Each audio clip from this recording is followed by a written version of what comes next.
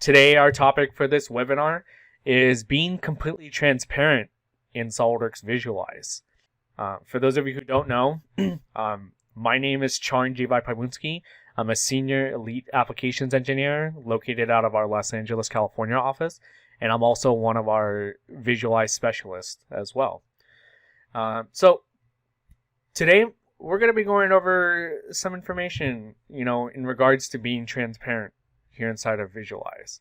So we're going to cover a couple topics and some key settings that you want to make sure that you're aware of as you're working with these types of appearances. Now, before we actually get into using Visualize, let's just go ahead and think about what the difference is between transparency and translucency in regards to everyday objects that we're familiar with. So most of the time when you're looking at an object, it's probably made out of a solid piece of material, or it's even painted just to give it an aesthetic appeal for it. And this is most objects that you interact with.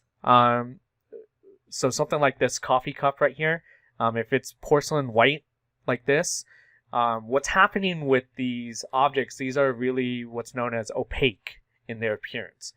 And what that means is as light hits these objects, when the light hits it, the light will actually bounce off of it. And that's actually how we interpret the objects that we're seeing based upon light hitting it. So that's occurring with all opaque type of appearances that you're familiar with. These can be anywhere from, paint on a car, looking at your wallet, things like that. Most objects that you interact with will be opaque in their color settings. Now, there are other types of appearances that we can see as well, and one of them being translucent materials. Now, when it comes to translucent materials, this is where you can kind of make out what something is beyond the object. And what's happening there is as light's hitting a translucent object, when the light hits it, only a little bit of the light particles will actually go through a translucent appearance or material off of it. The rest of the light is being bounced back in scattered space so that we can retain that information. A great example is if you look at like onions. So onions, especially like a white onion, can't really see through it. But as you are cooking onions, you're sweating them and they become a little bit translucent. So you can start seeing objects behind it if you were to hold it up to like a light source and things like that. So that's a great way. And I know right now I'm starting to think about In-N-Out, getting some grilled onions with my burger as well. So I probably shouldn't have used that as an option. But that's a translucent material. Is when light doesn't go through, only a little bit of the light particles will go through, and then everything else bounces back towards us. Now, transparent objects, on the other hand, this is where when light actually hits the object, and if it's fully transparent, it'll go through it. And that means that we should be able to see something beyond that material. A great example is glass or like a clear plastic. We should be able to see what's beyond it when it's fully transparent. And in this case, we can see that there's coffee inside of this cup within there. Now, the coffee itself would be more of a translucent portion in this example, but that just gives you an idea and a breakdown of the difference between transparency and translucency and opaque objects that we're working with. Now, when it comes to dealing with this inside of SOLIDWORKS Visualize, there are some controls that we can use to actually make these appearances look the way we expect them to in our final renders. And the first way we're going to control that is through appearances itself. So let's jump into SOLIDWORKS Visualize right now and take a look at how we can control transparency within our appearances. Now, when you're first starting off with SOLIDWORKS Visualize, if you've never used it before, don't worry. This is a great introduction as well to show you what's going on. Now, when it comes to SOLIDWORKS Visualize, you will get a standalone interface like this, and then within this installation, you will have access to some free assets. These free assets are going to be located here on the Libraries tab that you see to the upper right. And from there, you have different categories to choose from for the type of assets. In this case, we're going to focus in on the appearances. Now, when it comes to appearances, you'll see that there are different types of free assets that are going to be opaque and translucent. So things like gems and liquids, these are going to be more of your translucent type of materials. And then you can go to like glass and transparent plastics to get more of the transparency that you're looking at. All you have to do is find which appearance that you want to use, and then you can just drag and drop it onto a body here in the viewport or the graphics area. In this case, I'm using a transparent glass. So now as I drag that onto this GoEngineer logo cube, the center cube is now see-through, and I can see the concrete in the background, which is really great. What's nice about these free assets is that once you apply it to your project file that you see right here, all of that information is going to be stored on the Appearances tab, and you can easily access that information just by dragging and dropping it from here, as long as you've applied it either to your project file or even your project template, things like that. Okay. Now, along with having free assets that are included with the software, there will be times where you may not be able to find what you're looking for, and in that situation, we need to start creating our own custom appearances so that we can use them. Now, in order to do that, if you look over here on the Appearances tab, you're going to notice that there is this little plus icon right there. This plus icon is what's going to allow us to go in and add in a brand new material. And before I do that, let me just change this back to a white object that we're seeing right here. So when I click on that plus icon, this is where I'll come in and I can apply either a new appearance or even a decal. So this is where you would come in and add decals. But in this case, I'm going to choose appearance. Now, as you choose appearance, you'll see that we have several different appearance types that we can apply as well.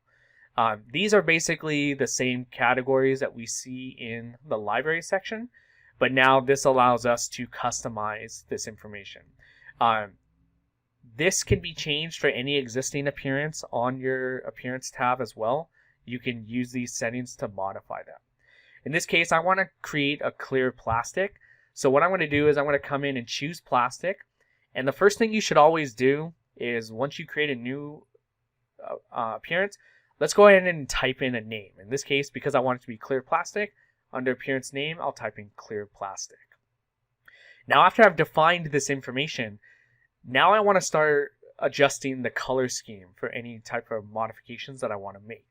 So the first thing I'm going to do is I'm going to change the color. You can click on the color, and then here you're brought up with this swatch that you can change it via the HSV or RGB color codes within there. And you can even just use these dials when doing that.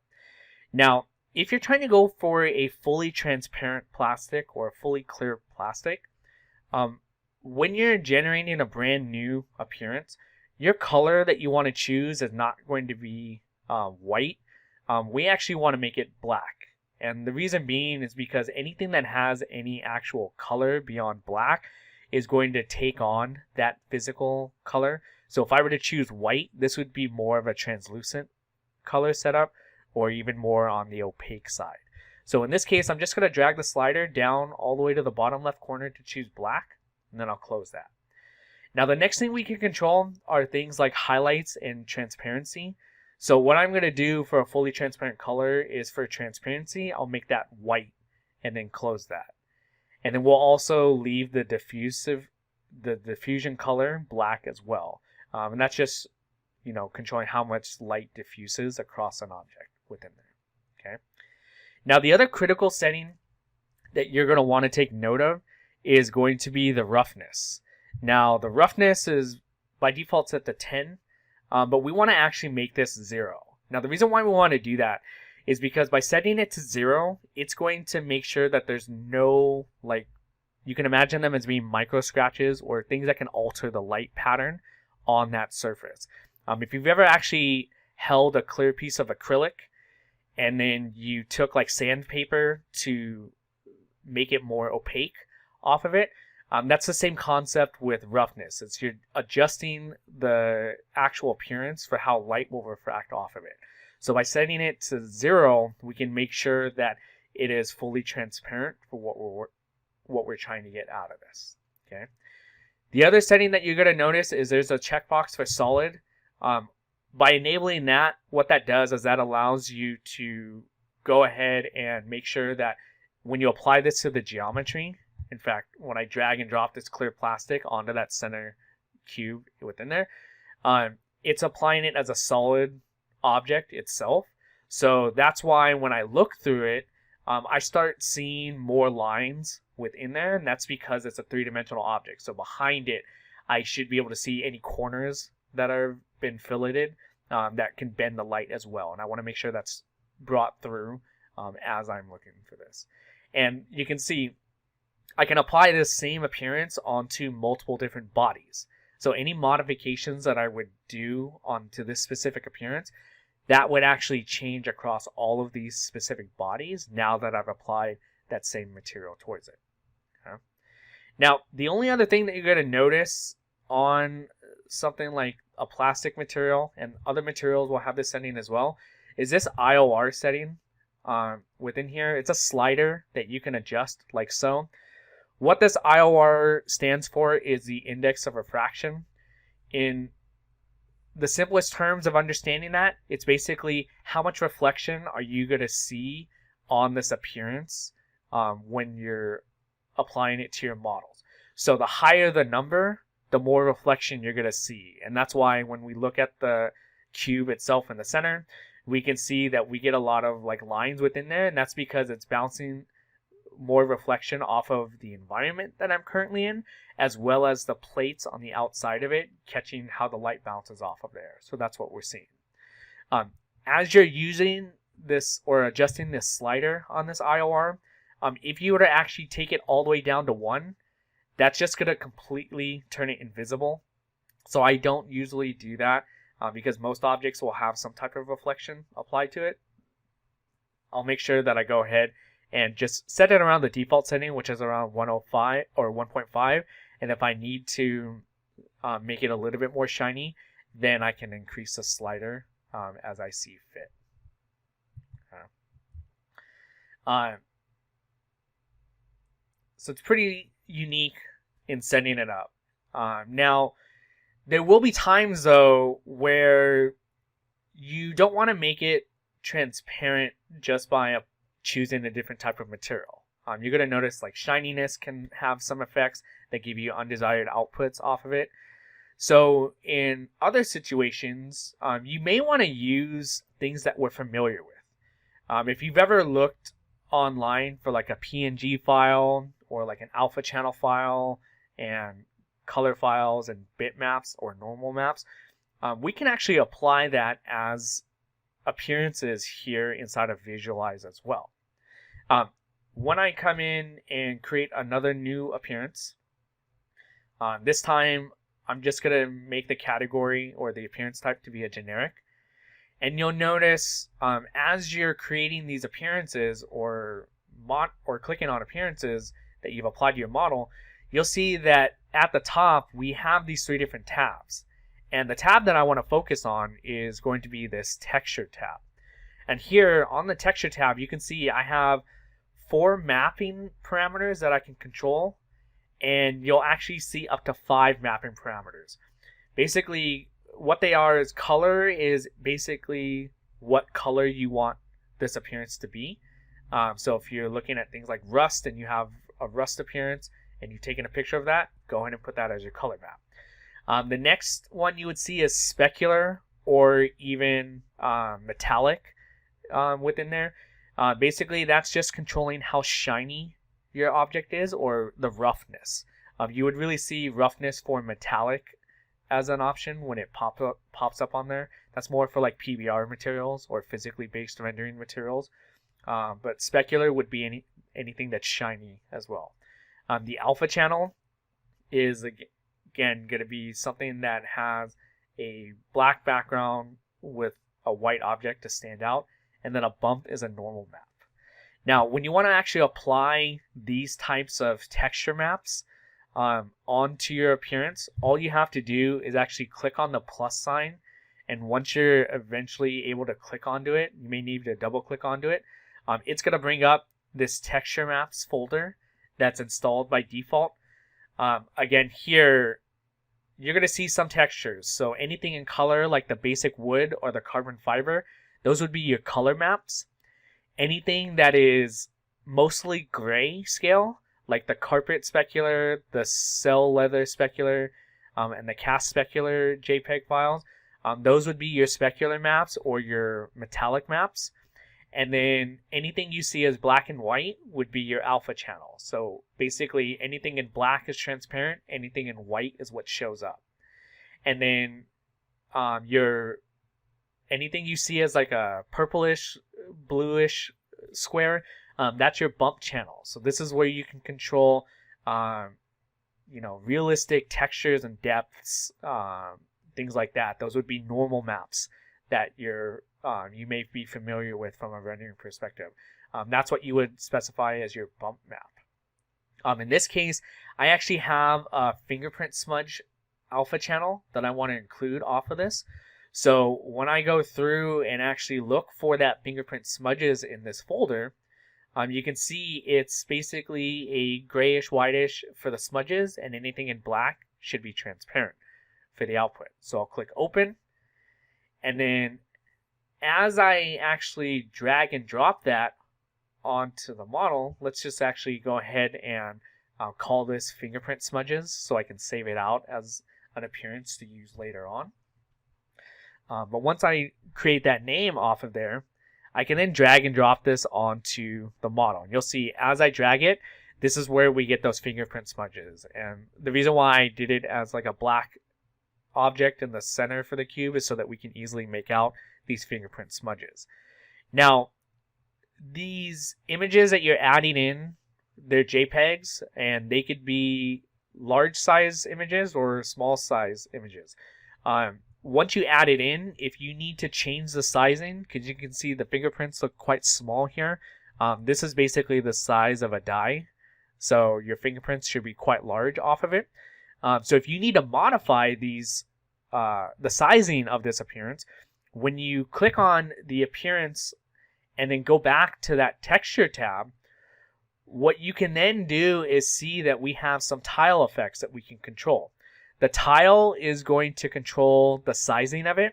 So if you have a really large image and you want to zoom in on it, you want to go with a smaller tile size within there. If you have a really small image and you want to increase it, then you'll go with a larger tile size in that object. Okay. Within there, you can see how the fingerprint smudges have gotten a little bit bigger. What we can also do is, because this is quite a large shape that I want or I've imported, if I needed to shift it to another portion on that image, there's a shift region that I can slide around, and as you can see, as I slide it around from the preview, I can now see the fingerprint smudges are adjusting according to whatever was on the actual image file itself. Now, when you're using these, just keep in mind that these images do like to tile. So you will see it does have repeated patterns, and that's just because by default, the repeat has a checkbox next to it for the U direction and the V direction as well. Okay. Now, one other thing that you can also do is if you want to rotate it to manipulate it a little bit more, you can take this rotational slider and go ahead and slide that With these sliders as well, you can just input hard values for that if you want. But the slider is usually a quick and easy way, and then you can fine tune it afterwards. In this case, though, I don't need it rotated like so. So I'm just going to put it back to 0 and keep it at the current fingerprint smudges that we see right there. Okay. Now, there is one thing you do need to be careful about when it comes to focusing in on creating transparent appearances here inside of Visualize. If I actually switch to a different configuration, and switching configurations is a pro level feature, what you'll notice is while this cube looks the same, as I'm dragging and dropping these appearances back onto the model, we can see that when I take this clear plastic and apply it to the outside portion, I'm getting a lot of anomalies that are occurring on the model itself. And what we're actually seeing here is tessellation, because Visualize is basically a way to import geometry into it to apply it without actually changing or modifying the initial shape. And if you're familiar with importing geometry into SOLIDWORKS from other CAD software, you'll know that there's some tessellation that's created in order to import it within there. This is also seen as well when you have like an offset surface that's basically just copying on top of another surface. As you rotate it around in SOLIDWORKS, you start seeing some anomalies that are occurring. And in Visualize, what's happening and why we're seeing this tessellation is because we have two pieces of geometry that are butt up against one another. So because of that, there's light refractiveness that's occurring, and it's causing some issues. And if it's tessellated with these triangles that we're seeing there, it's gonna be more noticeable. So in situations like this, you will need to make modifications to the geometry. Now you can do that either in SOLIDWORKS or in Visualize. Basically what you would need to do is you just need to make sure that the geometry is not touching each other. So you would have to offset it a little bit in order to do that. As I go through here and change it back, I'm going to go through and change it back to where it's offset. And all I did was in Visualize, I made sure that I offset it about a fraction of a millimeter in that setting. So it doesn't take much. It just has to make sure that there's a gap between it so that you don't see those tessellations when doing that. Okay. So that's a lot on how to, create transparent materials. One other neat little trick that you might not know about in Visualize as well is when you want to deal with something that's more translucent, and you don't want to have to worry about, fiddling around with all these settings with the appearances. What you can actually do is if you go to the Model tab, on the Model tab itself, you'll see that you have all of your components here. And from there, what you'll notice is with each material, you can actually control the opacity of, or not material, but the model itself. So with this opacity slider, what that allows me to do is when I can take this and I can drag it down, and you can see how it's starting to allow more light to go through the object so that I can see the concrete flooring right behind it. So that's a quick and easy way to do it. This is really more to make it translucent rather than transparent. So just keep that in mind too, because if you take that slider and crank it all the way down, it's completely invisible. So only do this when you're trying to do translucent materials, and you can easily apply that without having to mess around with all of those settings if you're not comfortable with it yet. Okay. What's really cool too is that if you're using Visualize Pro and you want to animate something fading in and out, that's how you can control the animation of an object fading in and out with key parameters off of it. Okay. So that's a lot with how we would control it from dealing with appearances. Now, after you are creating these appearances or modifying these appearances to be translucent or transparent, There's another key thing that you have to focus in on, and that's in regards to the scenes or the environment. So if you're familiar with working in SOLIDWORKS, what you may notice as you're rotating your model around is that you're going to see reflections on your model. And these reflections only show up if you have real view turned on. And if you don't have real view turned on, you wouldn't see these reflections. But as I zoom into this tablet holder for a navigation system I've built onto my car, I get this fruit that pops up. Now, it could be an apple, it could be a lemon, could be a grapefruit, things like that. But this is a little distracting from the overall setup that I want to look at if I had applied an appearance to this. Now, the reason why this occurs is because inside of SOLIDWORKS, there is an environment as well. The environment controls all of the lights that we're familiar with and how we can illuminate and see our objects. Now, your settings and your templates might be set up to where it's showing just a color, but if you go in and modify the environment and change it to show the environment, now I can see that this was built in a kitchen setting, and when I rotate my model around, I can see there's a fruit bowl just to the right of my model, and that's why I'm seeing the reflection of that fruit bowl on there. Now, when you're rendering something like this, you don't want to have these distractions within there. And the same thing is going to hold true inside of Visualize. So when I go back in and change it to a different configuration, here all I've done is turned off the plane that I've created. And one of the things that you should always do and set up inside of Visualize is create multiple cameras.